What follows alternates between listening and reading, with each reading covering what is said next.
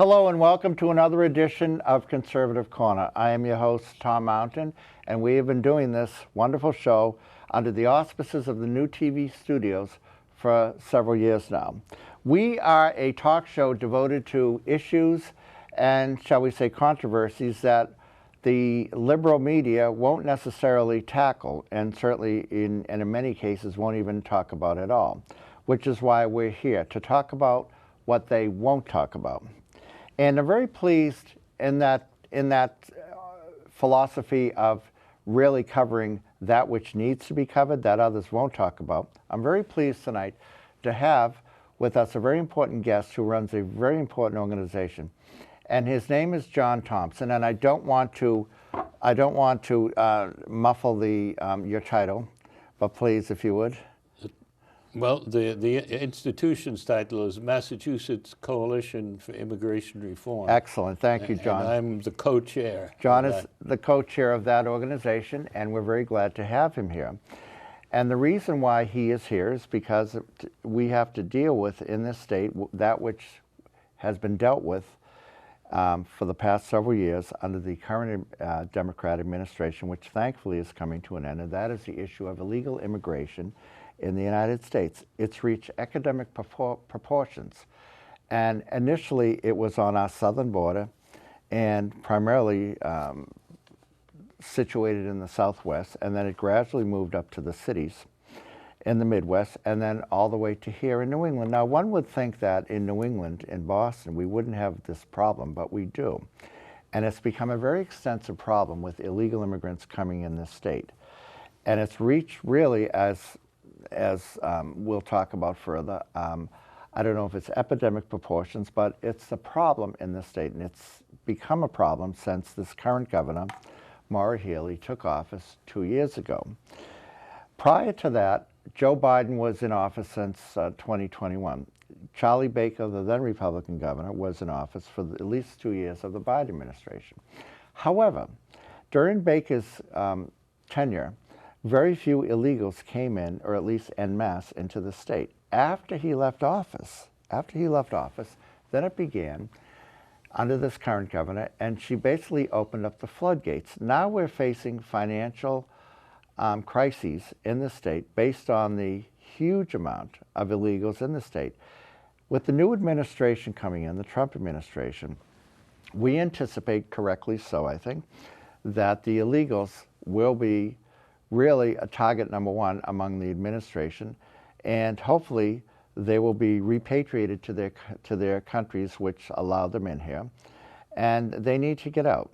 They're illegals, they're not migrants, they're not non-documented citizens, or non-documented workers, I should say. They're illegal immigrants. They came here illegally, they need to go. And hopefully under this administration, which such luminaries as Tom Homan and others who will play an extensive role in this, then that will happen. So without further ado, I'd like to, and again, I thank John for agreeing to come with us, to be on our show here to talk about this. So John, if you please, start off wherever you like. It's a big topic. We could spend 2 hours on it, but this is the fastest 30 minutes in cable TV. Okay, well, let me start off with slightly modifying what you've just said about the pattern, the time pattern in which illegal immigration has hit everyone's radar screen more recently. Until 15 years ago, there were rather few illegal migrants in the state of Massachusetts. But then, since around the end of, but they were growing nationwide. They were coming 1 million a year into the country, and that kind of plateaued after the 2005 financial crisis, the bursting of the housing bubble. It flattened the country as a whole, but it continued in Massachusetts. So the number, which was approximately 100,000, tripled. And it's now at over 300,000 in the state. 300,000? Yeah, 5% of the population of the state. That's extraordinary. I really had no idea. I heard a figure of 160,000, but you're the expert. I'm flabbergasted by that. Well, it's 300, 335 approximately, because, again, when this administration opened the floodgates, it became harder to keep track of what was happening. I'd say what happened under the Healy administration is the preceding wave moved quietly into the underground economy. They knew they had ways of finding where the jobs were, who would hire you, and where you could get in. And they didn't want to call attention to themselves, so they kept under the radar. So the big surge, or it's not one surge, it's been going on for, what is it, almost 20 years now, tripling. Whereas until the Biden administration, between, say, the crisis of 2007, 2008 until 2020, the number nationwide was flat. And there were states that were actually losing illegal migrants. So that's the first, just to modify what you said. But what happened with the Healy administration, they began to take advantage of things such as the right to shelter law. They demanded welfare payments, and they triggered an even higher level of expenditure. I can get onto that in a minute, what the levels of expenditure are. But it was going on before, but it broke into the open under Healy.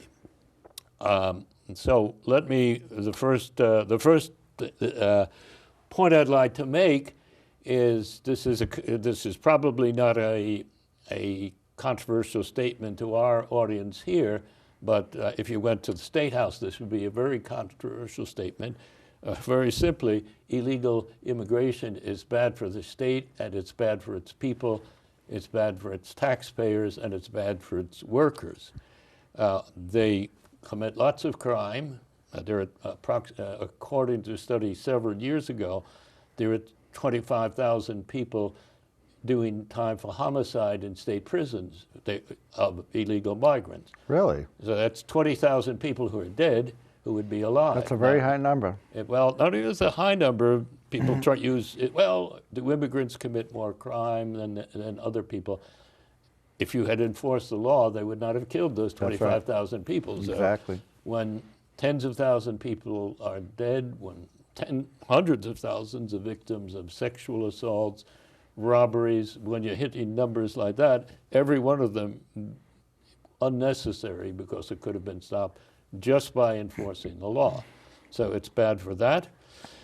It's bad for working people because the reason they're here is that employers want to lower wages. That's the only reason. The problem would disappear if people would stop hiring illegal, unauthorized foreign workers. I could explain to you why I use that term, but unauthorized foreign workers. If they were to stop it, the problem would disappear, but there's money in it and it goes on. And the people who most directly suffer are unskilled, low income natives who have either their jobs are given to illegals, or they must accept lower wages or less. John, favorable. can I interject for a moment? Where are the unions in all this? The AFL-CIO, the Teamsters, in dealing with the replacement of workers, especially in the construction industries, with illegals? Okay, good question. Traditionally, unions, for the obvious reasons, would have been fighting this for 100 years, 150 years maybe. They were fighting large-scale immigration because it was used by employers to lower wages. I think that in the particular situation that they've been for the last 20 or 30 years with declining membership, they are trying to find anybody that they can organize. So they have, let's say, become much more ambiguous. They're not fighting anymore. I could just throw another one. African Americans over the last 200 years realized that their well-being is made is undermined by bringing in foreign workers, and they fought it tooth and nail until maybe the last 20 years. The Black Congressional Caucus doesn't do a thing. I think there is a good professor at Emerson College, and he talks about this a lot. There's a great book by Roy Beck of Numbers USA called Back of the Hiring Line. But he talks about the impact on black workers, excuse me, and how their situation has been made less. Now, what are some of the impacts on, say, for example, the schools? And it's obvious that in the wealthier suburbs, like Wellesley and Newton, where we're broadcasting from, we really haven't noticed that in the schools, but in other districts they have. Like, for example, from what I understand, Lynn, Holyoke, Fall River, is that the case? Yeah, that's one of the biggest. On a state level, education is the biggest expenditure, because that's, I would have gotten onto it, you've gotten into it now, but sure, they cost, it's very expensive from the point of view of this is a poorly educated population, often with, excuse me, low proficiency in English and needing remedial training, and they are dumped on, usually on low-income communities. Mm-hmm. So what you just said is true. Maybe somebody, if you're in an upper-income community, you welcome it because you have gardeners, cooks, nannies, mm-hmm. whatever. Yes. If you're in a low-income community, they come in and they're your direct competitors. Mm-hmm. But just overall, that is the biggest single item of expenditure. I was going to go into that in a minute, but that is the biggest single thing, is that they are extremely expensive from the point of view of what they cost for education. They cost, in the state of Massachusetts, $1.6 billion per year. That's what the taxpayers of the state have to pay. Yeah, okay. Again, they take a lot of services out. Yep. Any other, it's not against them, but any group with their characteristics of low income and low wages, often working under the table, they get a lot of benefits and services from especially state and local government, and they pay in little in taxes. So that is the single biggest item, which is education, $1.6 billion. When you take, that's more than half. The total amount that they cost to the taxpayers of the state of Massachusetts is $3.5 billion, and which translates into $1,200 for every tax-paying household in the state. And what about housing? Who pays for the housing, and where are they housed? Well, I think you might be getting to the second, the more recent ones. The first group, they make, if there's a low-income housing stock, and they might tend to drive the price up for housing, but they're not being subsidized directly for housing for most of those that have come here. The second group, those that have come, and the ones that have become very visible under Healy, they blow the ceiling out of it. But just to see how much it costs, every tax-paying household in the state pays $1,200. That's you. $1,200 for each household to pay for education, police, Medicaid, things of that nature. Because again, they bring their children in. And to pay for illegal immigrants in the state, it's average $1,200 per household. Per tax-paying household, yes. In Massachusetts, that's unbelievable. Well, to you, that's you or me. I don't know for average. Most likely you're above average, but so it's a little bit more. But if you're average, $65,000, $70,000 in income, that's what you pay. That's awful.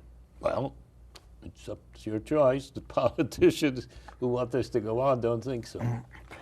Now, how does the Healy administration justify it? And I would also say Mayor Wu and the other liberal mayors of the Commonwealth. How do they justify bringing in these illegals all the way from the Texas border, presumably, bringing them in here. Now, and how are they brought in here? How do they end up here at the exact opposite corner from the southern border on Texas? Okay, well, we're jumping a little bit, but okay, I'll answer that question. I don't know that they don't willfully do it, but there are NGOs. There are a lot of these so-called humanitarian organizations who tell people at the border, and they ask, where should I go? And they say, why don't you go to Massachusetts? They have a right to housing law. But that's a long way. It's about 2,000 miles. They're shipped here. How do they get here, and who pays for it? Does the federal government put them on planes or buses and send them here? This is a long way to go from there. Well, many of them are. I mean, they don't do it on their own. They have, again, these humanitarian NGOs that are involved in this, and there were some highly publicized cases when Governor DeSantis said he, on his own initiative, sent them to Martha's Vineyard to get that. So that was on the state of Florida's budget. But tell me if there's any credence to rumors, and I've heard it from many different sources, that they were being flown into Hanscom Air Force Base in the middle of the night, and dispersed throughout the cities and throughout various cities. And they were also flown into Logan Airport again, very late at night, under the cover of darkness. Yeah. And they were sent to the new Terminal E International Terminal, and there were dozens, if not a few hundred, even more there, that were there for a while, to the point where the terminal couldn't be opened at its scheduled date because they had so many illegals in there. Is there any validity to those rumors? Again, the question is, they would arrive at the southern border, and there's no place to accommodate them. Mm-hmm. Well, some of them, there were some that have been flown directly from overseas. Directly into Boston. Well, into other cities as well, but not to the southern border. Yeah. Those are a special case where Mayorkas gave. That's the current Secretary of Homeland Security. Yeah, he would just give to Venezuelans, Cubans. He would say, "You can come." And they would fly directly from those countries, bypass the border, and come right into our cities, like Boston and here. Yeah, Massachusetts. bypass the southern border. Unbelievable. Rather than walking across. It's appalling. It really is. Well, we don't often hear of that. We hear, of course, of the southern border, walking across the Rio Grande and whatnot, but we don't often hear of the planes that are coming in. But I think that it's become more prevalent because when you hear of so many incidents where this is happening at airports across Massachusetts in particular, which is what we're specifically concerned with here. And what are some of the organizations, the NGOs, non-governmental organizations, is that what that stands for? Yeah. What are some of the organizations that the government, the federal government, the Biden administration subcontracts to facilitate these people? Well, these illegals. This did not begin with the Biden administration, but there are,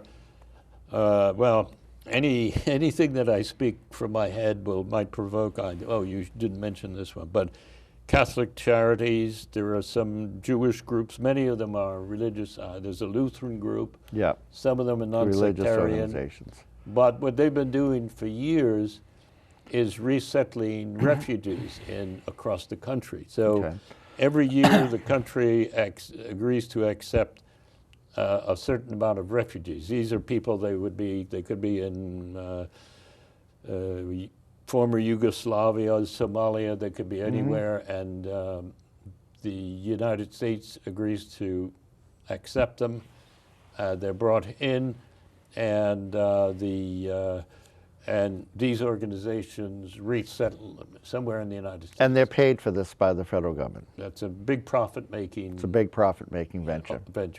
I know there's been a big complaint or a lot of noise out in Springfield, Massachusetts, that the local people were complaining.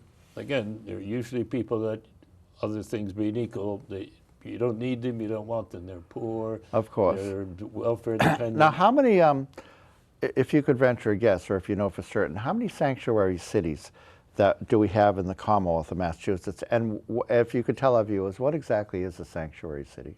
Okay, well, there are 8 or 9.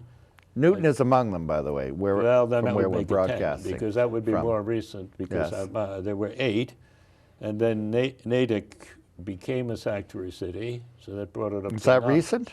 In the last, yeah, since, let's say, since the election. So knowing that we're changing administrations and we're having an anti-illegal immigration administration come in, Natick actually chose to become a sanctuary city. Well, I think there are others that are considering it, but Natick did. But that's not unusual. Excuse one of the ways you can react to a new administration is you double down. You say, I will resist. I will. And the governor of California plus the governor of Illinois, Colorado have all said that they have an alliance for democracy. Well, certainly in Massachusetts, I think the rhetoric coming from the State House has been that as well. Less so, because less so than less so than the more. Actually, I think there's an ambiguity coming from this governor's office. First, she denies that this is a sanctuary state, and then she says that we're willing to cooperate in removing convicted criminals. Both of those are false. Getting back to what is a sanctuary city or a sanctuary state, there's not a hard and fast definition, and it started off by people who are doing this using it in a favorable way, and now it's not necessarily favorable. It's offering an accusation. But what it means, and that's a good point to understand exactly what it means, it does not mean that you don't deport illegal migrants. What it does mean is there are people who have been convicted of crimes, felons, murderers, rapists, people with the most... Who are illegal. Well, who are not, just say most of them are illegal. You could be a legal immigrant and commit the crime, you'd be in the same. But you should be on a track for deportation. And these cities say, we will not cooperate. And in deporting, it has nothing to do with the 300,000 who are working under the table and maybe an economic burden, but they're not doing anything else. These are really bad people. And across the country, there are 1.3 million, 1.4 million people that ICE, the Immigration and Custom Enforcement. And how many would you say of these real hardened criminals are in Massachusetts among the illegals? I don't know that I could say. And also, one of the things you do in being a sanctuary is you make it very hard to find that information. I see. So what you should do is just in brief is sanctuary means that you refuse to cooperate with ICE. So you get somebody who's committed a crime, and like one of the things you would do, you'd go to the FBI. Do you know this guy? Yep, he's wanted in 6 states for armed robbery and assault. And you should go to ICE. Do you know this guy? Yeah, well, he's committed armed robbery in Texas. As a result of that, he's been ordered deported, and we have what you call a detainer on him. True. But they will not do that. Boston, Cambridge, Amherst. I don't want to do. So in the remaining time that we have, and I think I've mentioned that this is the fastest, wonderful 30 minutes in Talk TV on cable. I'd like to have 2 minutes to give us one Sure, more by thing. all means. We'd like to hear how do we deal with the problem moving forward here in Massachusetts of illegal immigrants? Okay, well that's the question. So I would say the first thing, which I haven't gotten to, but is, I got to it from the one end, which is that the reason people come here is to work unlawfully. It's against the law to work. There's supposed to be a fine for hiring illegal. The way you do it, but there's also a provision if you make a good faith effort, you're exempt. So there's a whole market in forged documents, and fake Really? identity papers. Well, that's Wow. how they all work. Okay. And then, but there is also a way to fix this, and that is through e-verify. And there is a bill in the state legislature, there's a companion bill, which down in Washington, which will be passed by the Congress. I hope it'll be passed. It was passed by the House the last time. And it said you must use this system, which exists. It's e-verify. It exists, and it is a government system whereby you can verify that the person who applies for a job is legally authorized to work in the United States. Are you confident that the incoming Trump administration will effectively deal with this problem and solve this problem of illegal immigration in the country, in particular in Massachusetts? Well, in the country, that's the task of the administration. Let's say I see. So far now, again, this bill, which I consider the most important, E-Verify. It's been introduced in the House by Representative David DeCoste. Oh, okay. He's a friend of mine. Okay, well, by on the Republican State Committee as well. He's a Republican from Plymouth County. Yes, indeed. And then there is Senator Ryan Fatman. He has introduced it in the Senate. Wonderful. So but what we need we need more sponsors, and we'd like to have Democrats feel that they have an interest. So what will this administration? I think the administration. This is a personal perception, but I'm going to write something on this. Anyone that would like to share it, get in touch with me. But my personal perception of what the governor is doing is she didn't do what the governor of California is doing, which I called defiant confrontation. She's using dissimulation to try to appear moderate, to appear into the center people, because I think once you understand what's going on, especially with sanctuary, you walk away from it. So in other words, in Massachusetts, we don't seem to have it as bad as some of the more liberal states like California. Well, I would say it's more or less the same, but it's I mean, still it's bad. That's her way of handling it. Yes. Rather than saying, I refuse all cooperation. Well, John Thompson, this has been a very intriguing, very informative half hour, and I thank you for coming in. This will be an ongoing problem, and I really believe under the new Trump administration, things are going to move forward, and we will inevitably solve the problem. Hopefully we will. We're going to have you back because we need to continue. It's a very important topic, and thank you for coming in. Well, thank you for inviting me. Pleasure's all mine. Okay.